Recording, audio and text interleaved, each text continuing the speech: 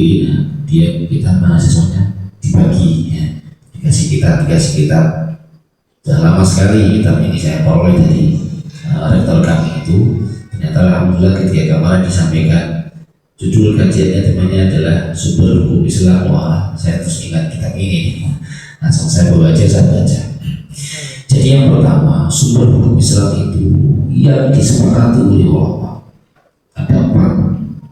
Al-muttafaq fiha, sumber hukum yang disepakati oleh semua ulama. Satu adalah Al-Quranul Karim. Al-Quran ini menjadi sumber utama hukum Islam. Maka tadi di mukadimah saya sampaikan penentuan setengah, seperempat, 2/3, 1/6, 1/8 itu namanya furdul muqaddarah dalam ilmu warisan. Itu yang menentukan bukan manusia, bukan Rasulullah, tapi Al-Quran sendiri.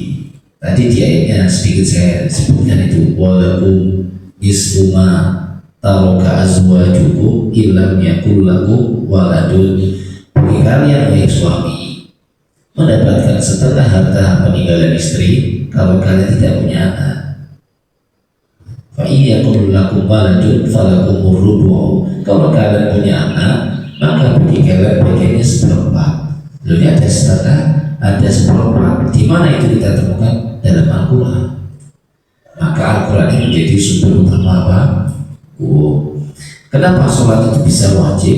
Sumbernya dari mana? Al-Quran. Waqimus sholat, dan dirikanlah sholat. Hanya saja di Al-Quran tidak disebutkan sholat itu ada berapa waktu, tata cara sholat seperti apa. Nah itu lah yang menyempurnakan mana? Lewat hadis Rasul Shallallahu Alaihi Wasallam. Rasul menjelaskan hukum yang ada di dalam Al-Quran. Nah begitu, sehingga pertama kali kita melihat adalah di dalam Al-Quran itu sendiri. Kisah seorang sahabat Mu'ad ketika Rasul Shallallahu Alaihi Wasallam mengutusnya ke Yaman.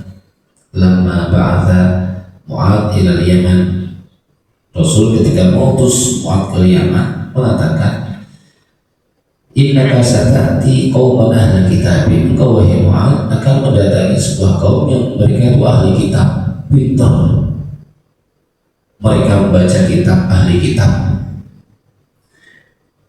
Kalau kamu sudah sampai sana wahai Mu'ad, fad'uhum ila an tasyhadu an la ilaha illallah wa anna Muhammadar Rasulullah. Maka dakwailah mereka untuk syahadat.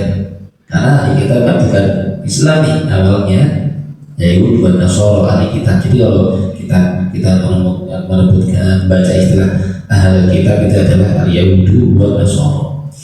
Dalam bahasanya seperti itu. Nah, Nabi mengatakan kepada Mu'ad itu, wahai Mu'ad, innaka sata'ti qauman ahli kitab. Engkau akan mendatangi kaum yang mereka itu ahli kitab, ahli membaca kitab, bukan orang yang tidak bisa baca.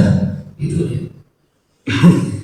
Kalau sudah sampai sana, fa'uhum an tashhadu an la ilaha illallah wa anna Muhammadar Rasulullah. Kalau kamu sudah sampai sana wahai Mu'ad, maka dakwailah mereka, ajarlah mereka untuk syahadat, berarti untuk masuk ke dalam Islam. Fa'inhum ata'u laka bidzalika. Kalau mereka sudah mau, jadi ini fa'akhbirhum anna Allah qad farada 'alaihim khamsa shalawatin. Maka kabarkanlah kepada mereka Allah telah mewajibkan salat 5 waktu. Terus setelahnya fa'in mata'ulaka bidzalika, kalau sudah taat fa'akhbirhum anna Allah qad farada 'alaihim zakat. Allah telah mewajibkan zakat. Tu'khadhu min aghniyahim wa tu'khadhu ila fuqara'ihim. Maka Rasulullah diambil dari orang yang kaya diberikan pada orang yang miskin. Nah itu bagaimana? Itu adalah urutan. Pertama diperintahkannya adalah untuk menguatkan akidah dan keyakinannya, masuk ke dalam Islam dulu, baru diajarkan fikihnya, diajarkan hukum Islamnya. Kenapa? Karena urutannya begitu. Jadi Al-Quran hadis itu dalam rangka menyempurnakan atau menjelaskan apa yang ada di dalam Al-Quran yang belum jelas. Saya tadi diperintahkan sholat, Al-Quran mengatakan awati musolata, dirikanlah sholat, lakukanlah sholat. Tapi kan tidak dijelaskan dalam Al-Quran berapa waktu dalam hadis itu. Dalam hadis lalu kemudian dijelaskan akhirul Allah qad farada alaihim khamsa sholawatin, sholat 5 waktu. Gitu tuh. Dan tata caranya seterusnya dan banyak sekali. Nah, apa namanya kelanjutannya itu. Maka hukum pertama kali kita melihat adalah di dalam Al-Quranul Karim. Dalam sebuah ayat di sini disebutkan ittabi'u ma unzila ilaikum min rabbikum wa la tattabi'u min dunihi awliya. Ikutilah apa yang sudah diturunkan kepada kalian dari Tuhan kalian. Wa la tattabi'u min dunihi awliya, dan jangan ikuti selain yang diturunkan itu. Maka ini perintah untuk kita melaksanakan hukum Islam itu berdasarkan apa? Al-Quran. Hanya saja terkadang kita tidak bisa memahami Al-Quran dengan baik, perlu penjelasan para ulama ahli tafsir. Dalamnya menyebutkan, dan tafsir itu banyak sekali kita temukan ya. Tafsir banyak sekali kalau kita mau baca tafsir itu. Ada tafsir yang berfokus terhadap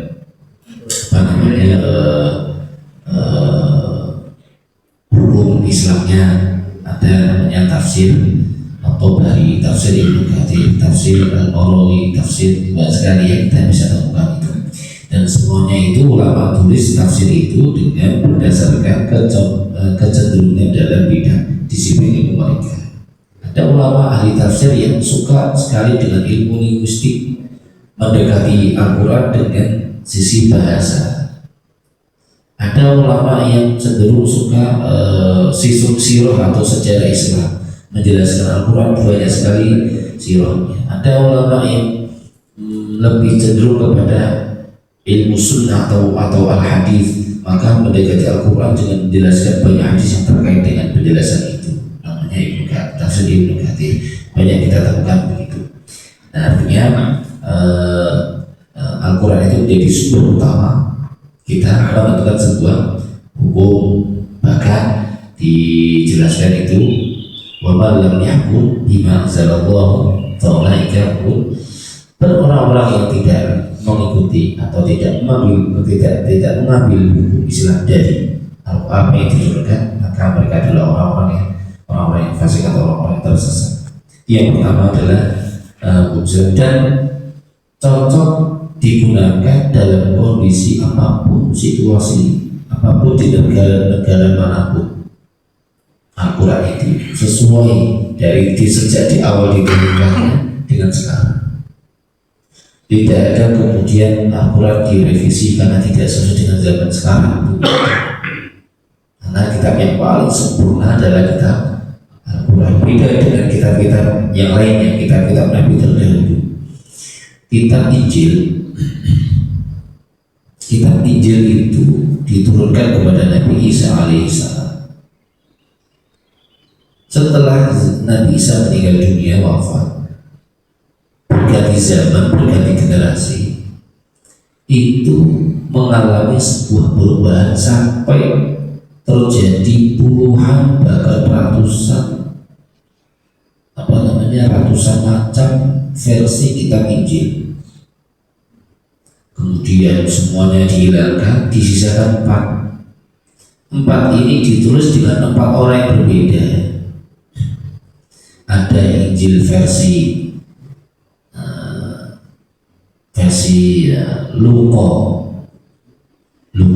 Lucius namanya, atau Injil versi Yohana.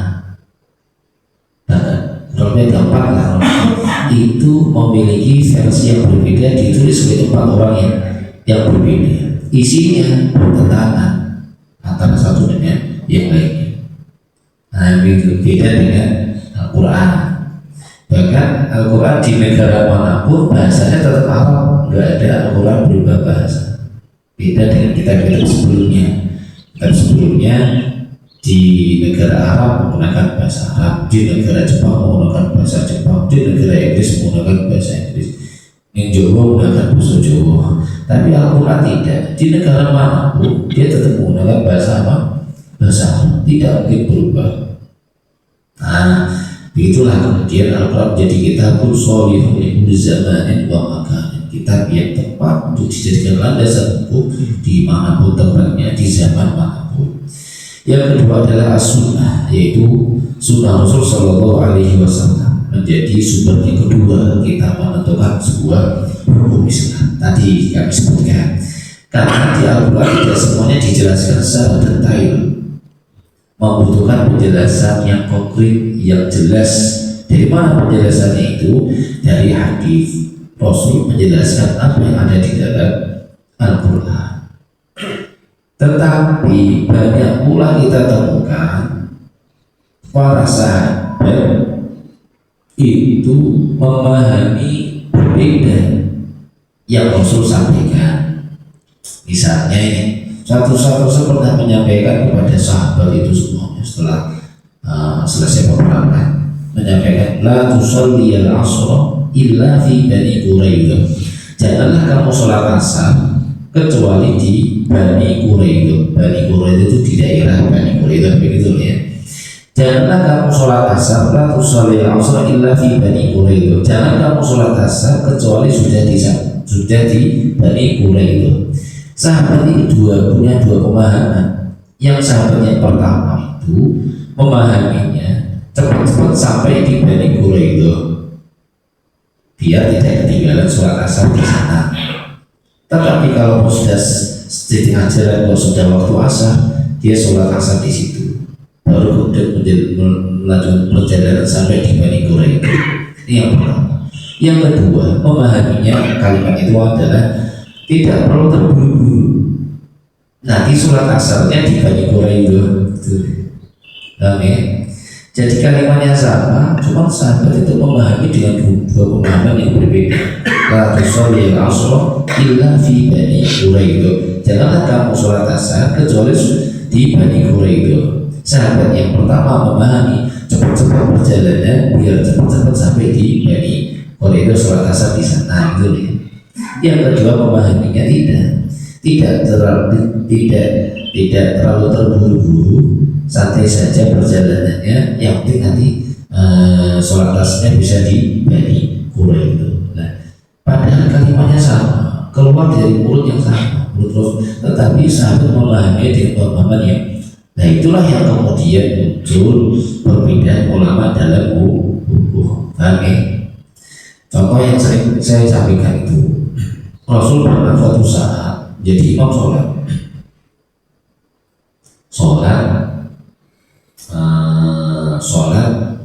kemudian ketika Rasul sudah rukuk, Rasul sudah rukuk, sahabat belakangnya itu beberapa baris ini rukuk. Ada salah satu sahabat yang datang terlambat, namanya sahabat Abu Bakar. Abu Bakar, bukan Abu Bakar, sahabat Abu Bakar. Ini saya ingin menjelaskan bagaimana Rasul menyampaikan satu kalimat, tetapi sahabat berbeda maknanya, berbeda maknanya itu ya. Karena kita masuk dalam sebuah usul yang kedua, yaitu sunnah atau hadis. Rasul sudah rukuk, sahabat datang terlambat. Sahabat itu bernama Abu Bakar. Sampai di gerbang itu melihat Rasul sudah rukuk, sudah telat. Lalu sahabat itu takbir. Di mana takbirnya?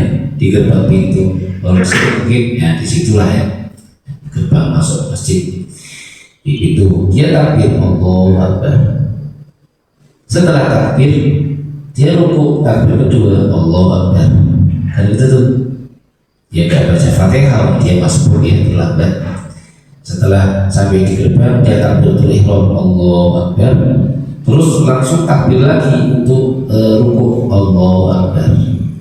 Setelah rukuk ini dia jalan nyari sholat, ketemulah di barisan pojok misalnya itu. Sampai di barisan itu, terus Rasul tidak sami Allahu liman hamidah. Sampai itu ikut sami Allahu liman hamidah sampai selesai sholat. Setelah selesai sholat, Rasul lalu kemudian menghadap ke sahabat. Terus bertanya, Solo Indonesia ini, siapa tadi yang sholat rukuk sambil berjalan gitu? Oke, siapa tadi yang rukuk sholat rukuk sambil jalan? Ya sahabat yang nggak berani berbohong ya, yang nanya Rasulullah nggak berani berbohong, ngaku saya ya Rasul tadi rukuk sambil berjalan. Kamu ya Abu Bakar? Iya ya Rasul. Rasul menyampaikan kalimat cukup pendek, 2 kalimat. Zadakallahu hirsan wala ta'ud. Zadakallahu hirsan, semoga Allah menambahkan kamu rajin, tidak terlambat lagi. Hirs semangat, rajin datang ke masjid, tidak terlambat.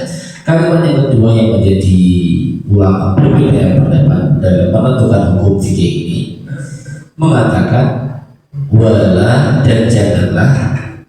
Kalimatnya kan 3, hurufnya 3, ta, ain, dan bisa dibaca wala ta'ud, bisa dibaca wala ta'du. Zadakallahu hirsan, semoga Allah menambahkan kamu rajin, tidak terlambat jamaah lagi. Yang kedua, wala dan jangan, hurufnya 3, ta, ain, dan. Itu ada yang kiroah sampai sekarang, sampai ulama-ulama itu ada yang baca wala ta'ud, dan jangan kamu ulangi. Yang kedua, wala ta'du, dan jangan kamu hitung. Beda apa sama itu? Jangan kamu ulangi dan jangan kamu hitung. Itu perbedaannya sangat besar sekali di dalam penentuan sebuah hukum Islam. Kalau membacanya wala ta'ud dan jangan kamu ulangi, maka rukuk yang sambil berjalan itu sah, dihitung rakaat, tapi besok jangan diulangi lagi. Tapi kalau membacanya itu adalah wala ta'du dan jangan kamu hitung, maka sholat yang rukuk sambil berjalan itu tidak dihitung 1 rakaat, kan tidak boleh dihitung. Ini cuma beda membacanya, hurufnya sama, bacanya berbeda, muncul hukum fikih atau hukum Islam yang beda. Yang satu sah dihitung 1 rakaat karena bacanya wala ta'ud, jangan kamu ulangi lagi, berarti rakaat yang rukuk sambil berjalan itu sah dihitung 1 rakaat, tapi besok jangan diulangi lagi. Tapi yang baca dengan cara yang kedua wala ta'du dan jangan kamu hitung, maka rukuk yang sambil berjalan tadi sahabat Abu Bakar itu rukuknya 1 rakaatnya tidak dihitung, berarti dia menambahkan 1 rakaat lagi, kan gitu. Ini kenapa kok bisa berbeda begitu? Padahal munculnya sumbernya yang sama, yaitu perkataan Rasulullah, karena cara membaca yang berbeda. Nah, maka setelah ini kan kita kemudian tidak asing dengan ikhtilaf ulama dalam hukumnya ini, hukumnya beda, ini ulama ini mengatakan begini, ulama ini mengatakan begini, sehingga muncul hukumnya banyak. Itu ya.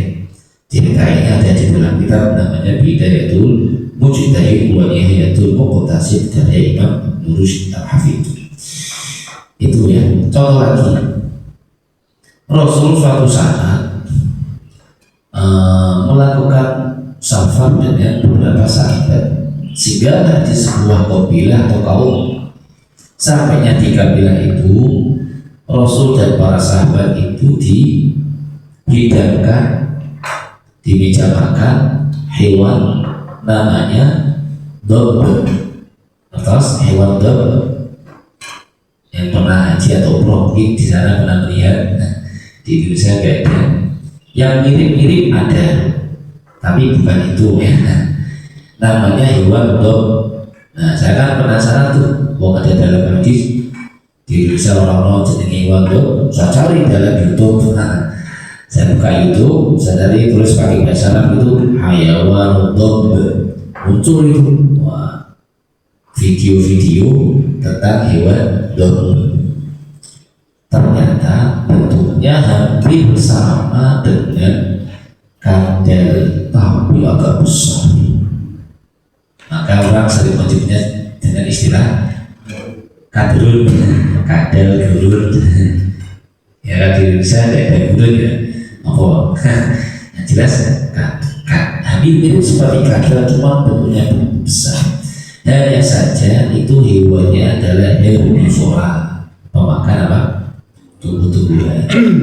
Nah, sampai di kabilah itu sehingga salah satu sahabat itu dihidangkan di meja itu, di meja makan hewan apa? Di masa proses di dalam hadis tidak dijelaskan masakannya apa ya. Bakar, di sayur, tidak tahu. Yang jelas dihidangkan di situ. Rasul tidak makan, juga tidak melarang sahabat yang lain itu makan. Ini deh yang perlu diperhatikan. Rasul tidak makan dan tidak melarang sahabat yang lainnya itu makan hewan ini itu. Amin. Hanya saja Rasul menyampaikan innahu laisa min ta'ami ahli qaumi. Itu bukan makanan ahli kaumku, bukan makanan kebiasaan kaumku. Dalam bahasa lebih lebar lagi, saya tidak biasa makan itu, gitu ya. Saya gitu. Bukan makanan kebiasaan kami, gitu ya. Sehingga Rasul tidak makan. Dalam peristiwa ini ada yang mengatakan oh hewan itu tidak boleh dimakan. Tetapi Jibril mengatakan boleh. Kenapa? Adanya Rasul tidak makan itu bukan berarti hewan itu adalah haram untuk dimakan. Tapi maaf nih, padahal kalau sekarang kan kadang-kadang yang jelas-jelas halal karena kita tidak mau makan bukan berarti itu menjadi haram gitu. Contoh, ya pernah ke Jogja ya, Jogja di dalam Jogja Gunung Kidul itu pinggir-pinggir jalan itu banyak orang jualan apa belalang banyak nih. Ada yang kayak digoreng apa itu banyak di jalan itu. Saya pas kesana dulu melihat itu apa? Itu belalang. Oh maaf nih, kan tidak semua orang itu doyan belalang. Padahal jelas-jelas halal begitu. Mau bangkainya saja halal kan itu. Ada dua bangkai yang dihalalkan. Yang satu bangkai ikan laut, yang kedua bangkai belalang. Tapi kadang-kadang kita dihidangkan di depan kita satu piring belalang itu ada yang makan waktu gimana gitu. Tetapi gimana itu tidak menjadikan belalang menjadi haram gitu ya. Tapi nah dari sinilah kita bisa mengambil informasi dan ilmu sunnah itu atau hadis ini yang Rasul katakan, yang Rasul ucapkan, yang Rasul lakukan itu menjadi sebuah dalil itu ya. Tetapi perlu pemahaman yang tepat di situ. Tadi Rasul tidak makan ini, Rasul kan tidak makan itu, tapi tidak melarang orang untuk makan, hanya mengatakan itu bukan makanan kebiasaan kami. Itu ya. Nah, itu kan. Nah, yang namanya sunnah ataupun hadis. Karena Rasul dalam ayat disebutkan bahwa yang tiku anil hawa in huwa illa wahyun yuha. Rasul mengatakan berbuat itu tidak serta-merta dari hawa nafsu dia sendiri, hawa nafsu Rasul, tapi adalah wahyu dari Allah Subhanahu wa taala. Wa ma atakumur rasul fakhudhuhu. Dan dalam ayat yang lainnya wa ma atakumur rasul fakhudhuhu wa ma nahakum anhu fantahu. Dan apa yang Rasul katakan ambillah itu. Yang kedua, kalimat kedua, wa manahakum anhu fantahu. Kalau Rasul melarang, tinggalkanlah. Ini kan Rasul tidak memerintahkan juga tidak melarang. Dan dari situlah ulama kemudian muncul perbedaan pendapat. Itu ya. Kemudian yang ketiga adalah al-ijma atau kesepakatan ulama. Ya sepakat aja ya. Ijma itu kesepakatan para ulama. di dalam mensepakati tentang hukum Islam yang zaman Rasul mungkin tidak ada. Kalau zaman Rasul tidak ada ijma namanya, ya. Kalau Rasul masih ada, nggak ada tuh ijma. Ijma itu ada ketika Rasul sudah meninggal dunia. Sumber utamanya kan Al-Quran dan Rasul nih. Kalau Rasul masih hidup, kalau terjadi perbedaan pendapat antara sahabat yang lain, tinggal datang ke Rasulullah, begitu tuh. Rasul mengatakan, oh begini, nah sudah. Kan itu tuh. Nah, pernah satu saat sahabat Umar ini kan radhiyallahu anhu itu kan sahabat yang masuk Islamnya setelah umur 30 tahun lebih. Masuk Islam lewat barokah doanya Rasulullah berdoa, Allahumma a'izzil Islam bi ahadi umarini, ya Allah muliakanlah Islam dengan salah satu dua Umar. Allah pilih Umar bin Khattab untuk masuk dalam agama Islam. Sebelum masuk agama Islam itu menjadi orang pertama memerangi Rasulullah. Tapi setelah Rasul berdoa, Allahumma a'izzil Islam bi ahadi umarini, sahabat Umar itu masuk ke dalam agama Islam lewat sahabat dianya adalah mendengarkan bacaan Al-Qur'annya Fatimah binti Rasulullah. Mendengarkan bacaan Al-Qur'annya Fatimah, sahabat Umar langsung tersentuh hatinya, langsung masuk Islam. Begitu masuk Islam menjadi sahabat yang paling pertama membela Rasulullah. Sahabat yang kedisiplinnya luar biasa sekali, tinggi besar. Oh, naik kuda itu kaki kiri duduk, sahabat Umar duduk di atas kuda. Kalau naik kuda, kaki kiri tidak tanah sebelah kiri, kaki kanan tidak tanah sebelah kanan. Dan kudanya itu kuda perang itu tinggi besar, para kuda poni ciri-ciri. Itu kuda perang, larinya pun kencang. Dalam surat Al-Adiyat kan disebutkan itu kalau kuda perangnya Nabi dan para sahabat itu lari kan memercikan apa? Api, saking kencengnya. Dan kudanya tinggi besar. Itu pun sahabat Umar menaiki di atas kuda itu, kaki kanan di tanah sebelah kanan, kaki kiri di tanah sebelah kiri. Tidak seperti ibu naik motor itu roda ngarep gigit tidak. Nah, ini benar-benar duduk di atas kuda, tinggi besar juga. Menjadi orang pertama membela Rasulullah ketika masuk dalam agama Islam. Suatu saat sahabat Umar ini mendengar salah satu sahabat itu membaca Al-Quran yang tidak sama dengan yang Rasul bacakan kepada sahabat Umar itu ya. Suatu saat sahabat Umar mendengar bacaan salah satu sahabat mungkin dari kabilah yang tidak seperti kabilah sahabat Umar, dari kabilah yang lain mungkin ya, dengan lajah yang berbeda. Lajah itu dialek yang berbeda. Membaca Al-Quran didengarkan oleh sahabat Umar itu, dulu bacanya kok tidak sama seperti Rasul bacakan kepada saya. Langsung tangannya dipegang, dituari, dihadapkan kepada Rasulullah. Ya Rasul, sahabat ini baca Al-Quran kok tidak sama dengan yang kau bacakan kepada saya ya Rasul. Rasul mengatakan, bagaimana bacanya itu? Terus sahabat itu yang dari kabilah berbeda itu membaca Al-Quran dengan lajah kabilahnya itu. Lajah itu dialek. Mungkin dialeknya berbeda dengan Rasul dan sahabat Umar. Terus didengarkan oleh Rasulullah. Rasul membenarkan. Nah, dari kisah inilah muncul namanya qiraah sab'ah, bacaannya berbeda. Itu ya. Kalau yang paling gampang misalnya qiraah Warsh ya, siratal ladzina an'amta 'alaihim ghairil maghdubi 'alaihim. Kalau Hafaz yang kita baca ini qiraah Hafaz dan Asim atau Qasyatibiyah itu adalah sukun, siratal ladzina an'amta 'alaihim ghairil maghdubi.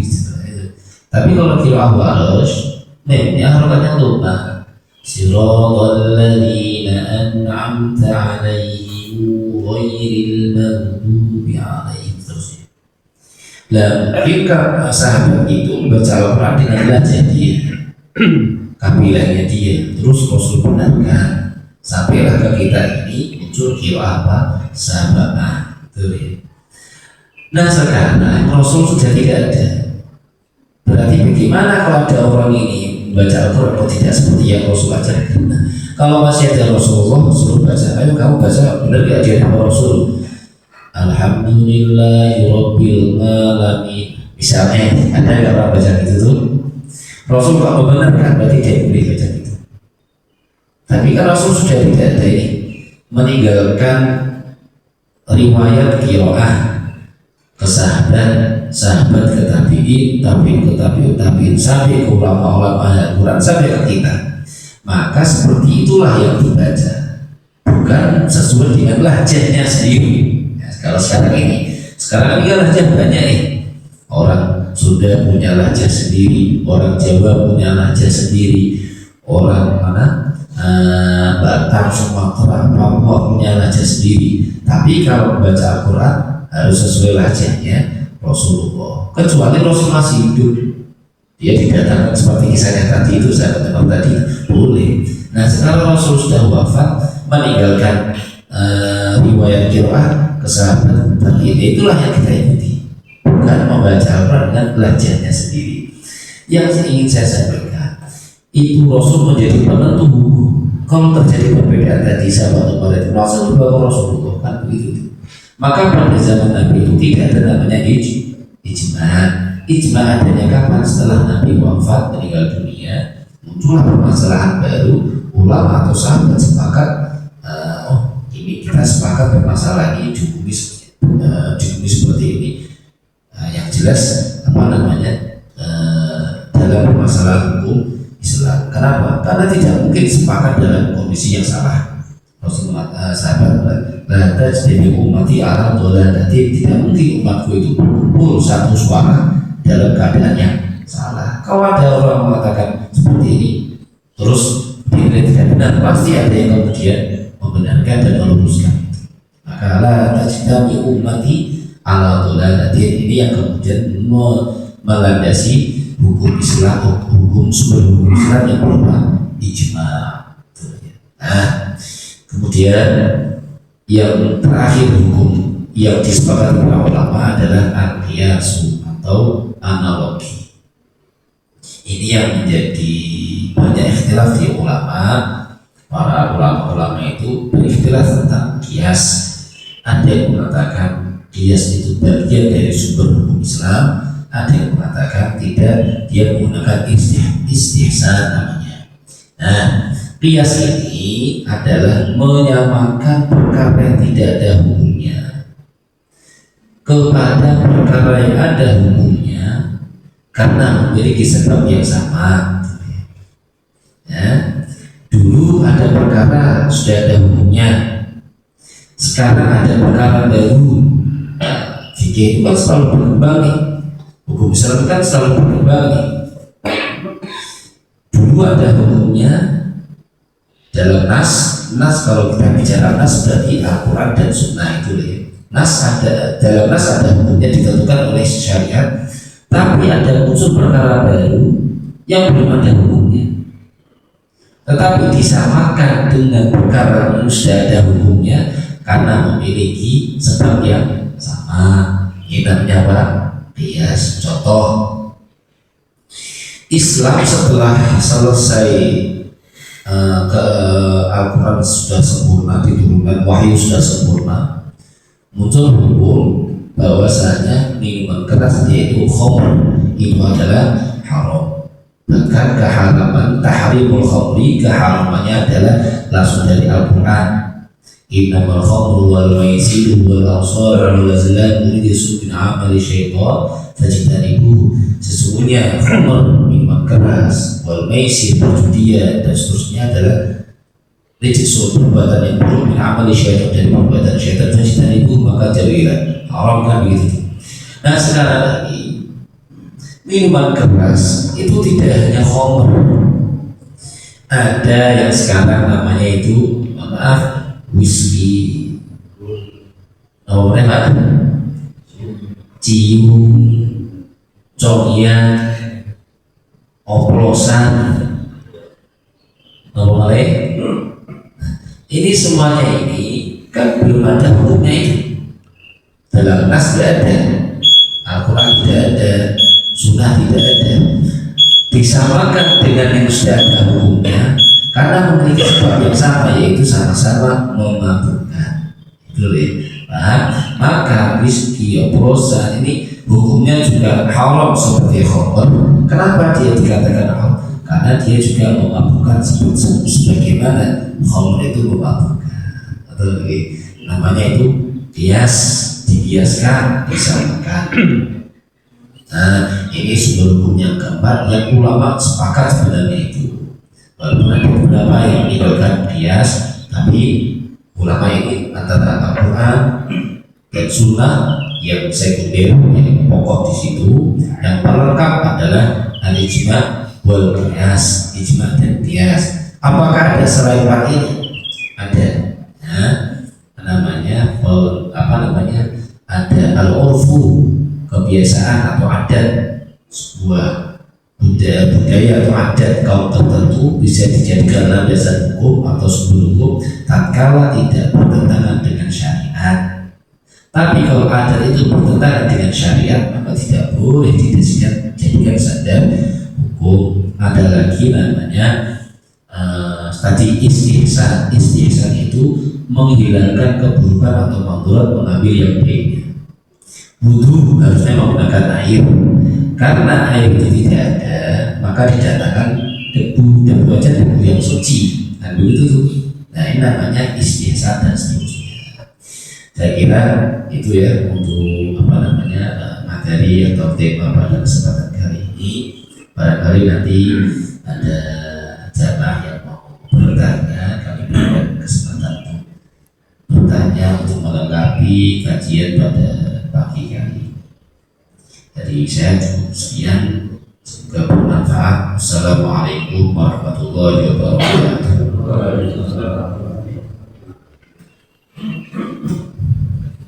Kemudian di Bapak Ibu sekalian, saya juga kesalahan dari Bapak Budi di beliau menyampaikan waktu ada pertanyaan.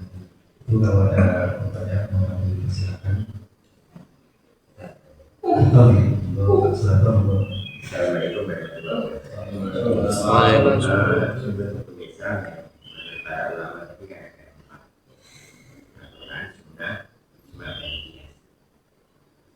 Dalam perkembangan sekarang ini kan ada hukum-hukum baru yang tidak terdapat pada waktu zaman Rasul dan sahabat. Sehingga apalagi sekarang zaman itu sudah borderless, artinya tanpa batas, ya borderless. Apakah dibatasi qiyas dan ijma? Apakah sekarang para ulama zaman sekarang boleh mengadakan ijma dan qiyas? Ya kayak itu ya. Apakah zaman terkait hukum Islam yang disepakati ulama al-muttafaq fiha, yang disepakati ada apa? Tadi Al-Quran, Sunnah, ijma dan qiyas. Kalau Al-Quran dan Sunnah ini kan sudah namanya nas. Nas, kalau kita bicara nas dalam kajian syariah adalah Al-Quran dan Sunnah, yang pokok dua ini. Kemudian karena permasalahan ini kan selalu berkembang, banyak kita temukan permasalahan, baik masalah ubudiyah ataupun muamalah, banyak sekali yang mengalami perkembangan yang notabene permasalahan itu pada zaman Nabi tidak ditemukan. Karena pada zaman Nabi tidak ditemukan, kan belum ada hukum yang detail itu, kan itu. Sementara masalahnya ada.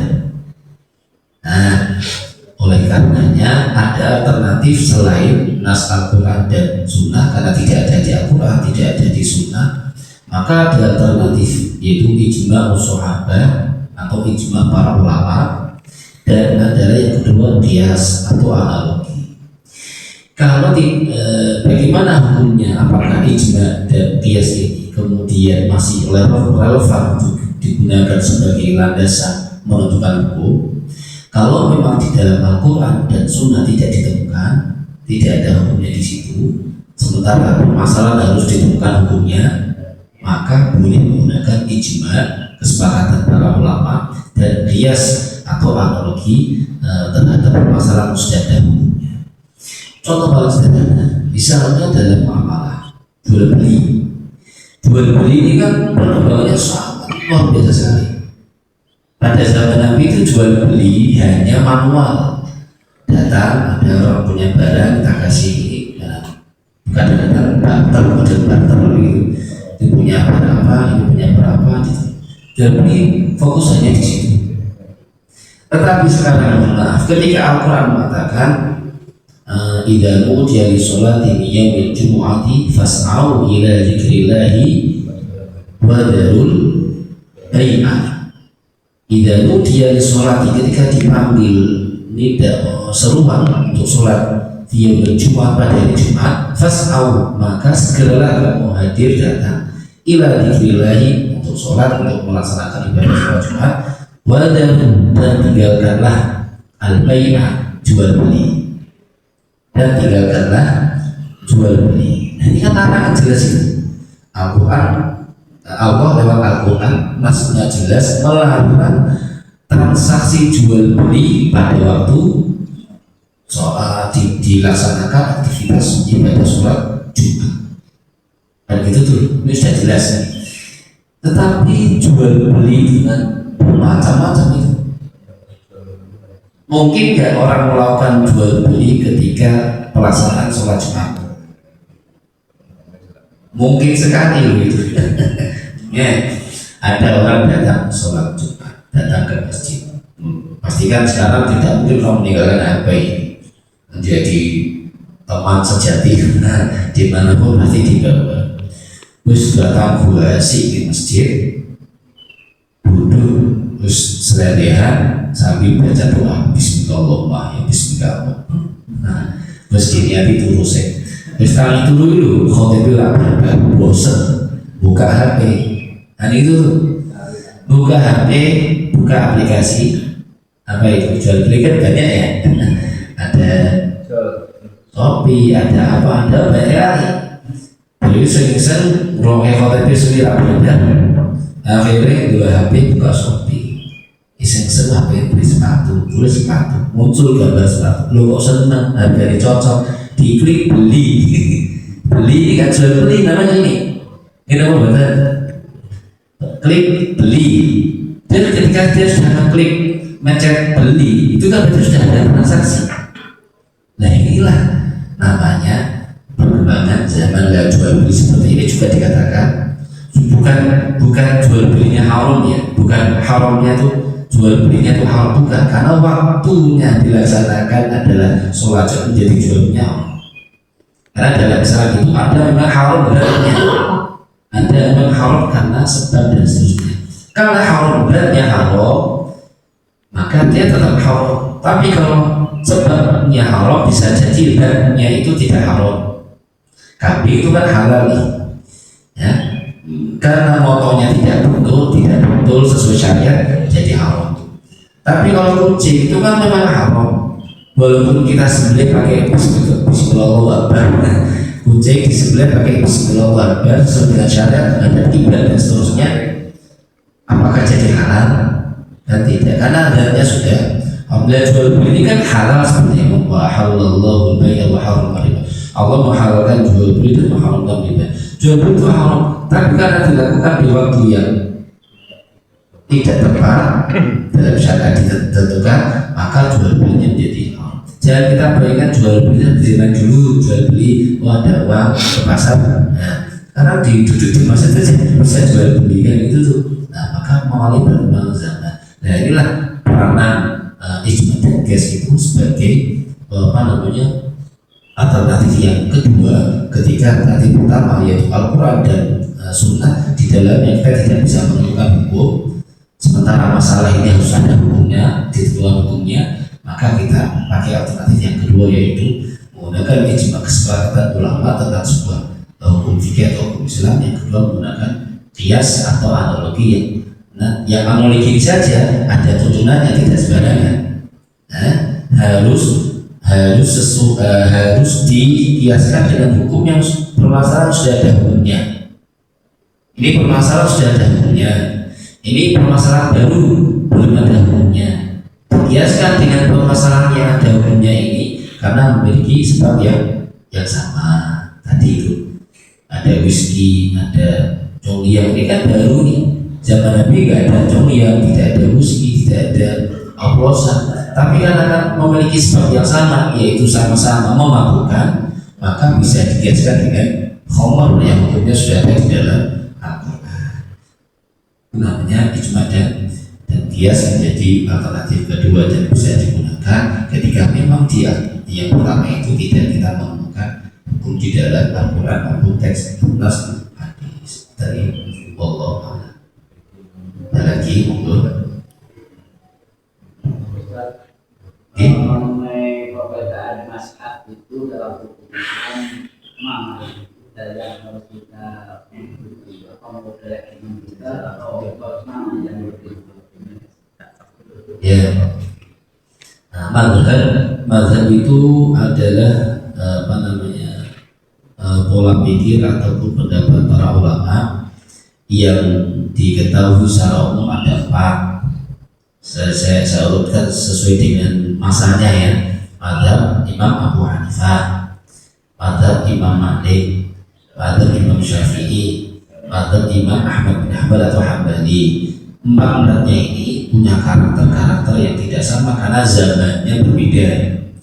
Abu Hanifah ini pertama kali lahir 79 Hijriah, meninggal dunia 140 Hijriah atau 150 Hijriah. Pertama, kedua Imam Malik, kedua Imam Syafi'i. Imam Syafi'i ini muridnya Imam Malik. Imam Syafi'i tidak sezaman dengan Imam Abu Hanifah. 160 Hijriah Imam Abu Hanifah meninggal dunia, 160 Hijriah Imam Syafi'i lahir. Kan tidak semasa dengan Imam Abu Hanifah. Lepas zaman Imam Syafi'i ada zaman Ahmad bin Hanbal. Dia termasuk muridnya Imam Syafi'i. Nah, tapi 1, 2, 3, 4 ini terkadang muncul pendapat-pendapat yang berbeda. Nah, begitu ya. Imam Syafi'i kadang berbeda dengan Imam Ahmad atau dengan Imam Malik atau bahkan berbeda dengan Imam Abu Hanifah. Dan mereka ini ulama yang kita ketahui ya. Sementara mazhab itu banyak istilahnya ini ya. Yang besar yang besar saja yang ma'ruf yang 4 ini. Boleh kita mengikuti satu di antara yang lainnya boleh. Yang kita rasa itu sesuai dengan kita anggap benar keyakinan kita, dan semuanya kan berlandaskan Al-Quran dan Sunnah semuanya. Hanya saja memiliki pola yang berbeda. Contohnya, Imam pertama Imam Abu Hanifah dalam kasus pernikahan. Imam Abu Hanifah ini berpendapat perempuan itu boleh menikahkan dirinya sendiri tanpa adanya wali. Pendapatnya siapa? Ini Imam Abu Hanifah. Kenapa kalau Imam Abu Hanifah mengatakan demikian? Zaman Imam Abu Hanifah itu 2 sekali ditemukan hadis sampai di daerahnya Imam Abu Hanifah. Tidak sampai ke sana hadis, kalaupun sampai tidak banyak gitu ya. Maka banyak sekali pendapat Imam Abu Hanifah itu yang berlandaskan penalaran pikiran, berlandaskan ro'yu itu akal. Karena Imam Abu Hanifah banyak menggunakan akal atau akalnya, dia berpikir perempuan itu kan bisa membelanjakan uangnya sendiri tanpa harus didampingi wali. Kalau perempuan ke pasar belanja itu kan dia beruang belanja kan bisa begitu tanpa adanya wali. Lah Abu Hanifah ini mengkiaskan antara menikah dengan membelanjakan uang gitu ya. Nah, sehingga mengatakan perempuan boleh menikah sendiri tanpa adanya wali.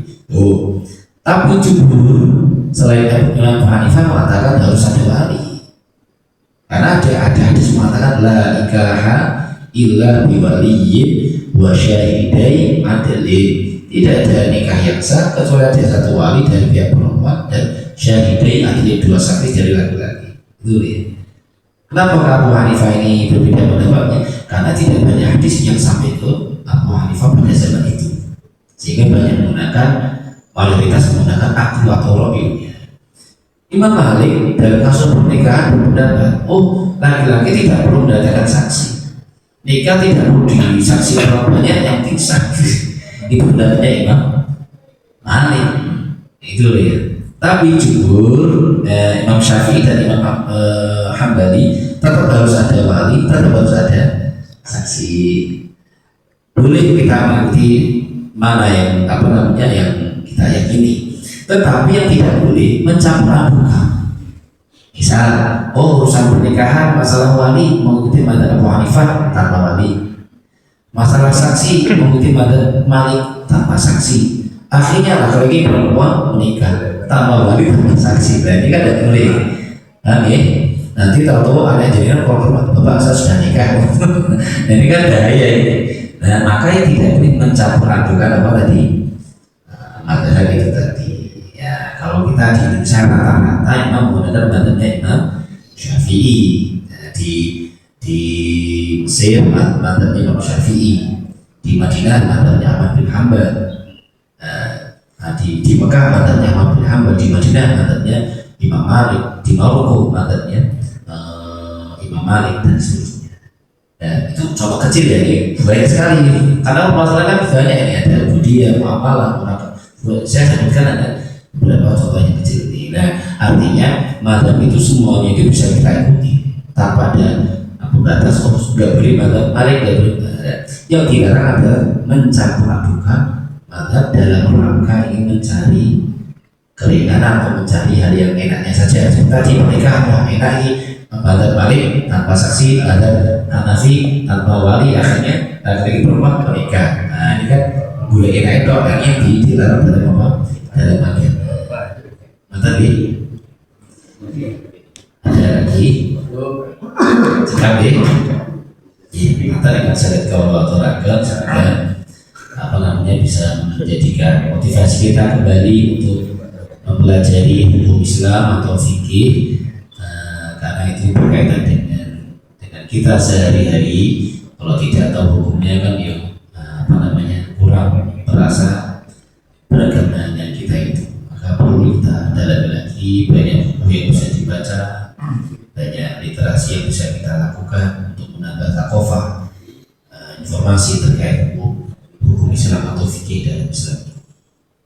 Kalau ada kesalahan saya minta maaf. Kita